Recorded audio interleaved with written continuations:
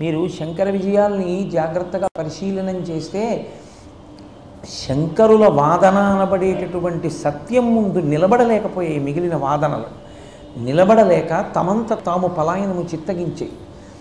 ఆ కారణం చేత ఆసీతు హిమాచల పర్యంతము శంకర భగవత్పాదుల యొక్క పాదములకు నమస్కారం చేసింది. ఆయన జీవితం వడ్డించిన విస్తరి కాదు, ఆయన నడిచినటువంటి పదం పూలబాట కాదు. కేవలం శరీరంతో ఉన్నది 32 సంవత్సరములు, చేసినది 3 సంవత్సరములు భారతదేశమంతా పర్యటన.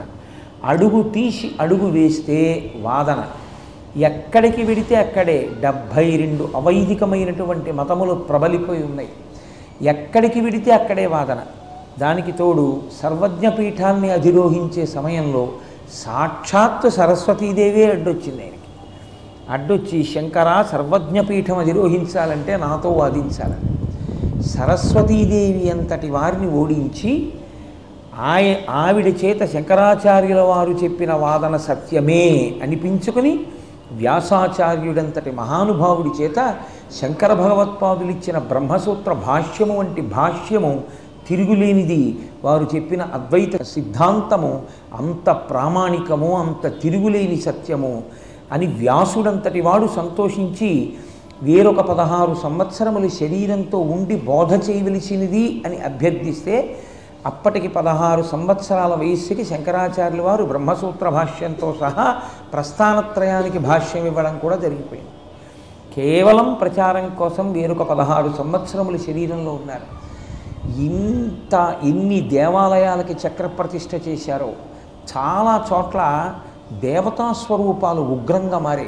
శంకరాచార్యుల వారు ఈ దేశంలో పర్యటించినటువంటి సమయంలో, వారు తిరుగాడిన సమయంలో ఉన్నటువంటి పరిస్థితుల్ని శంకర విజయాల్లో మీరు జాగ్రత్తగా పరిశీలనం చేస్తే మీరు నిజంగా ముక్కున వేలేసుకుంటాం.